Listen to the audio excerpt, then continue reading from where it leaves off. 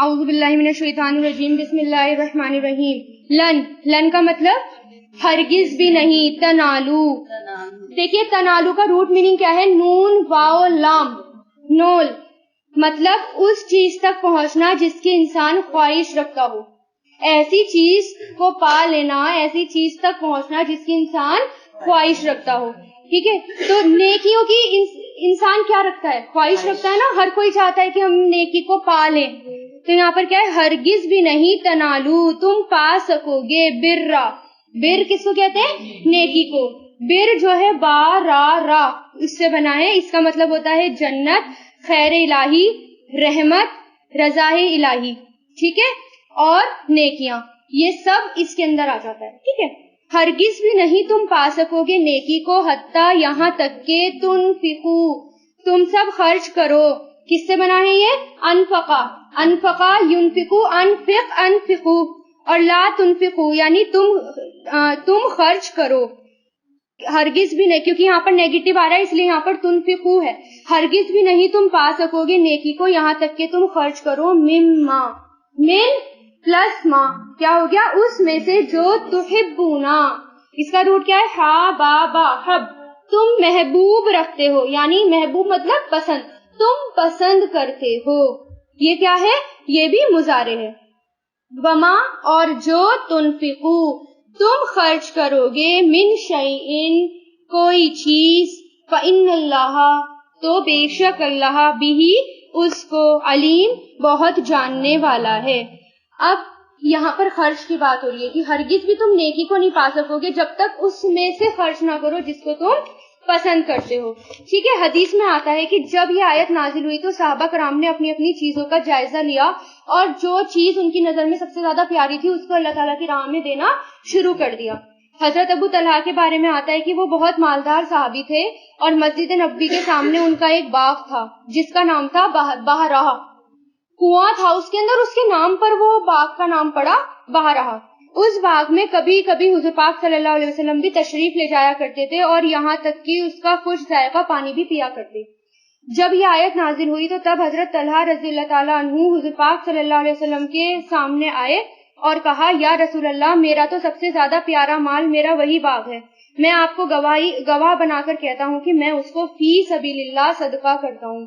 اتنا بہترین باغ جس میں نبی جایا کرتے تھے، وہاں کا پانی پیا کرتے تھے اور وہاں کی کھجور بھی کھایا کرتے تھے، اس کو انہوں نے نبی کو گواہ بنا کر اس کو صدقہ کر دیا اللہ کی راہ میں۔ اللہ تعالیٰ مجھے اس کی بھلائی عطا فرمائے اور اپنے پاس میرے لیے اس بھلائی کو ذخیرہ کر دے۔ آپ کو اختیار ہے کہ آپ اسے جہاں چاہیں خرچ کریں، مطلب یہ اختیار کس کو دے دیا؟ نبی کو۔ جیسا آپ کو کرنا ہے اس باغ کے ساتھ آپ ویسا کیجئے، آپ کو اختیار ہے اس کا، جس کو چاہیں آپ تقسیم کر دیں۔ اس پر حضور پاک صلی اللہ علیہ وسلم یہ بات سن کر خوش ہوئے اور فرمانے لگے، یہ تو بہت ہی نفع بخش بات ہے، یعنی اتنا قیمتی باغ تم اس کو اللہ کی راہ میں دے رہے ہو، میری یہ رائے یہ ہے کہ تم اس کو اپنے چچا زاد بھائیوں میں بانٹ دو اور اپنے رشتہ داروں کو دے دو۔ چنانچہ انہوں نے حضور پاک صلی اللہ علیہ وسلم کی بات مان کر اس کو اپنے چچا زاد بھائیوں میں تقسیم کر دیا۔ تو اس سے کیا پتہ چلتا ہے کہ اگر ہم اپنے رشتہ داروں کو کچھ دیتے ہیں، غریب رشتہ داروں کو، تو وہ بہترین صدقہ ہوتا ہے۔ ایک تو فی سبیل اللہ انہوں نے صدقہ کیا اور اوپر سے پھر ساتھ میں انہوں نے اس کو اپنے چچا زاد بھائی کو دے دیا، تو اس کا ان کو ڈبل ثواب ملا۔ اسی طرح کافی سارے صحاباؤں کے بارے میں آتا ہے، کسی نے اپنی سب سے اچھی خنیج کو اللہ تعالیٰ کی راہ میں آزاد کر دیا، کسی نے کچھ کرا۔ تو ہمارا کام کیا ہونا چاہیے کہ ہم بھی جائیں، اپنی الماریوں کو کھولیں اور دیکھیں، اپنے گھروں کو دیکھیں کہ کون سی ایسی چیز ہے جو اچھی ہے اور میں دے سکتی ہوں اللہ تعالیٰ کی راہ میں، تبھی اللہ تعالیٰ اس کو قبول کریں گے۔ سب سے اچھی چیز جو آپ کو پسند ہے، لیکن اتنا بڑا دل بھی ہونا چاہیے، ٹھیک ہے۔ کلو، ہر، طعام، کھانا، تھا، ہلن، حلال، کانا مطلب تھا، ہلن، حلال، لی بنی اسرائیل، بنی اسرائیل کے لیے، اللہ مگر ما جو حرما حرام کیا اسرائیل علیہ السلام نے۔ اسرائیل کون تھے؟ یعقوب علیہ السلام۔ علی نفسی ہی، اپنی نفس پر، من قبل، اس سے پہلے، ان کے، تنزل، نازل کی جاتی، تورات، تنزل، نازل کی جاتی، یہ کیا ہے؟ مجہول ہے۔ یہ زال کے نیچے زیر نہیں لگ رہا، زال کے اوپر زبر لگ رہا ہے، تو اس سے یہ کیا ہو گیا؟ مجہول ہو گیا۔ یہ کہ نازل کی جاتی تورات، کہہ دیجئے فاتو، لے آؤ تو لے آؤ، بی تورات فتلوہا تو تلاوت کرو اس کی، ان کنتم صادقین اگر ہو تم سچے۔ حضور پاک صلی اللہ علیہ وسلم جب دین کی دعوت دے رہے تھے، یعنی انہوں نے کیا کہا تھا کہ ہم اسی دین کو مانتے ہیں جو دین ابراہیم تھا، یعنی جو ابراہیم علیہ السلام کو دین دیا گیا تھا۔ اس پر یہودیوں نے اعتراض کیا، کہا کہ اے محمد صلی اللہ علیہ وسلم آپ غلط کہہ رہے ہیں، آپ جھوٹ بول رہے ہیں، کیونکہ حضرت ابراہیم علیہ السلام پر تو اونٹ کا گوشت حرام تھا اور آپ تو اس کو استعمال کرتے ہیں، یہ کون سا یہ آپ، اور آپ یہ کہہ رہے ہیں کہ ہم تو دین ابراہیم کو مانتے ہیں، اگر ایسا ہے تو آپ ایسی باتیں کیوں کرتے ہیں؟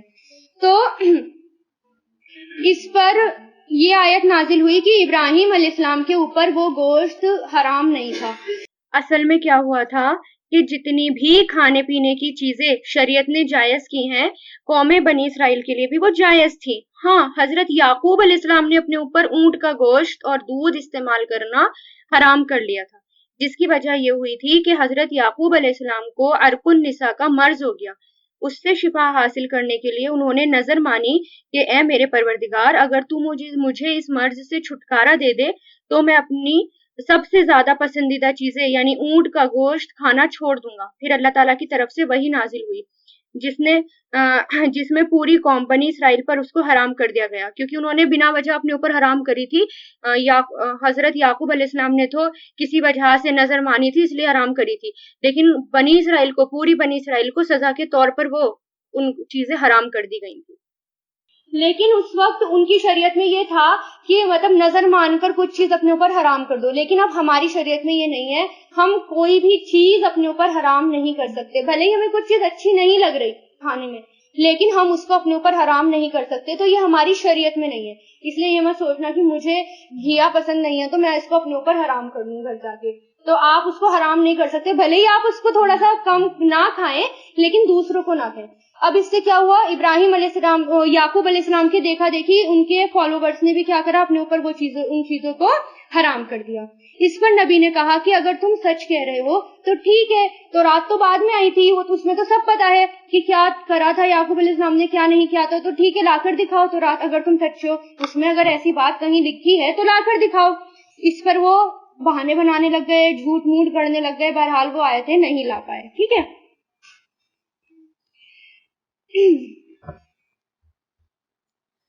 فمن مطلب تو، من جس نے، افطرا گڑھ لیا، اللہ اللہ پر، کذبا جھوٹ، من بعد ذالکا اس کے بعد، فاولائکا تو یہی لوگ ہیں جو ظالمون ظالم ہیں۔ مگر اس کا مطلب یہ کہ آیتیں نازل ہونے کے بعد جس نے اپنی مرضی سے حلال اور حرام کیا، اللہ تعالیٰ کے بارے میں جھوٹ بولا کہ قرآن میں ہے اور وہ قرآن میں نہیں ہے، تو وہ لوگ کون ہیں؟ ظالم ہیں۔ ملت ابراہیم کی خصوصیات کیا تھی؟ دیکھیں، کل کہہ دیجئے، صدق اللہ، صدقہ سچ کہا اللہ نے، کہتے نا ہم صدق اللہ، سچ کہا اللہ نے، فاتبعوا فا مطلب تو، اتبعوا پیروی کرو، کیا ہے یہ؟ امر ہے، اتبعوا پیروی کرو، ملت ابراہیم کی، حنیفن یکسو ہو کر، یعنی جو یکسو تھے، مطلب تم بھی یکسو ہو کر پیروی کرو۔ یکسو کا مطلب کیا ہے؟ صرف ایک ٹریک پر چلو، اور وہ کیا؟ حضور پاک صلی اللہ علیہ وسلم کے راستے پر، اور قرآن کو فالو کرو۔ ٹھیک ہے، اور نہیں تھے وہ من المشرکین، مشرکوں میں سے۔ تو ملت ابراہیم کو یعنی ان کی ملت کی پیروی کرو جو یکسو تھے۔ کیا خاص بات تھی ملت ابراہیم کی؟ کہ صرف اللہ کی پیروی کرنا، پہلے نمبر پر صرف اللہ کو ماننا، اس کے علاوہ کسی اور کو نہیں ماننا۔ دوسرا، اس کے ساتھ کسی کو شریک نہیں ٹھہرانا۔ تیسرا، اللہ ہی حلال اور حرام کرتا ہے، اس کے علاوہ حلال اور حرام کا اختیار کسی کے پاس نہیں ہے، اس بات پر ایمان لانا۔ اور چوتھا، آخرت کی جزا اور سزا پر یقین کرنا۔ یہ ملت ابراہیم کی خصوصیات تھی۔ ٹھیک ہے، انا بے شک، اولا پہلا، بیتی گھر، وضع جو بنایا گیا، وضع بنایا گیا، اس کا روٹ کیا ہے؟ واو دال عین، یعنی بنانا، ظاہر کرنا، ایجاد کرنا، جامع کرنا، رکھا گیا، تعمیر کیا گیا، ٹھیک ہے، یا اتار کر نیچے رکھا گیا، سارے میننگ اس کے اندر آتے ہیں۔ تو بے شک پہلا گھر، وضع جو بنایا گیا، مجہول ہے یہ، للناسی لوگوں کے لیے، للذی وہ ہے جو، بی بکتا مکہ میں ہے، بکہ کہا گیا ہے مکہ کو، مبارکن برکت والا، وہدن اور ہدایت والا، للعالمین سارے جہانوں کے لیے. یعنی سب سے پہلا گھر جو لوگوں کے لیے بنایا گیا تھا وہ کیا تھا؟ مکہ. جو بیت اللہ جو سب سے پہلی بلڈنگ تھی جو دنیا بننے کے بعد جو بنا تھا سب سے پہلے، وہ کیا بنا تھا؟ بیت اللہ.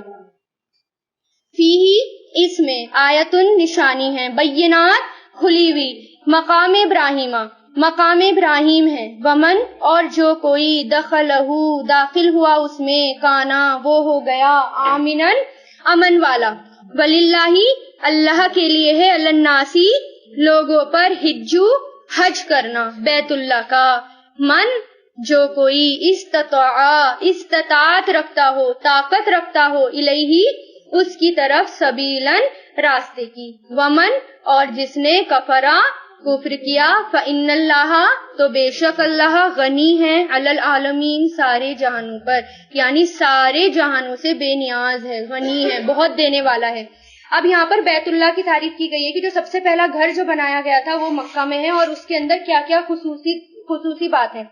سب سے پہلے تو یہ اتنا برکت والا ہے کہ وہاں پر نماز پڑھنے کا ہی اپنا ایک الگ ثواب ہے. اگر کوئی وہاں پر جا کر 2 نفل بھی ادا کرتا ہے تو اس کا ایک الگ سے ثواب ہے. ابن ماجہ میں آتا ہے، صحیح روایت ہے، ابن ماجہ میں آتا ہے، حضور پاک صلی اللہ علیہ وسلم کا ارشاد ہے کہ اگر کوئی اپنے گھر میں نماز پڑھے گا تو اس کو 1 نماز کا ثواب ملے گا، اور اگر محلے کی مسجد میں با جماعت نماز ادا کرے گا تو 25 نمازوں کا ثواب ملے گا، اور اگر جامع مسجد میں نماز ادا کرے گا تو 500 نمازوں کا ثواب ملے گا. اگر کوئی مسجد القضاء میں ادا کرے گا تو 1000 نمازوں کا ثواب ملے گا.